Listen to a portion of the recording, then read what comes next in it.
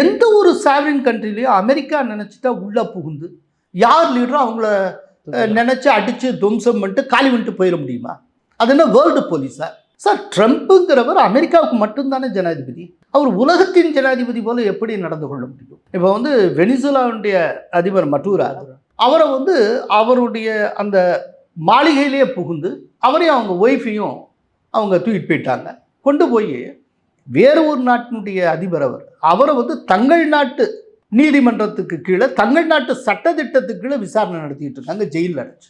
இதை எப்படி நம்ம ஏற்றுக்கொள்ள முடியும்? இப்போ மதுரா ஒரு சோஷலிஸ்ட்டுங்கிறதுக்காக, அவர் இடதுசாரி சிந்தனை கொண்டவர்கள் அப்படிங்கிறதுக்காக இதை நம்ம எப்படி ஆதரிக்க முடியும்? இது ஒரு அடாவடித்தனம் இல்லையா?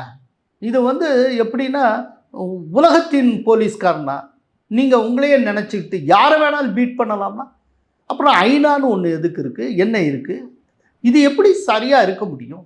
ஒரு நாட்டினுடைய இறையாண்மைங்கிறது மதிக்கப்படணும்ல. இப்போ இன்னைக்கு நடக்கிறது நாளைக்கு எதிர்காலத்தில் என்னைக்காகுனா இந்தியாவுக்கு அமெரிக்காவால் நேராதுங்கிறதுக்கு என்ன உத்தரவாதம் இருக்குது? ஏன்னா கடந்த காலத்தில் ட்ரம்ப் அவர்கள் டெம்பரமெண்ட் மாற்றி எப்படிலாம் மாறி மாறி பேசிகிட்டு இருந்தார்.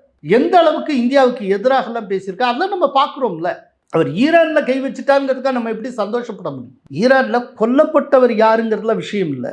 ஈரான்கிற ஒரு நாட்டின் மீது அமெரிக்காங்கிற இன்னொரு நாடு கை வைத்தது சரியாங்கிறதா? சரி, அணு ஆயுத தொழில்நுட்பத்தை அவன் தயாரிக்கிறான், குண்டை தயாரிச்சிடக்கூடாது, அதுக்காக தண்டனை கொடுக்குறேன் அப்படின்னா, நீ அணுகுண்டா வச்சிருக்கியே, இப்போ உன்னை யார் தண்டிக்கிறது?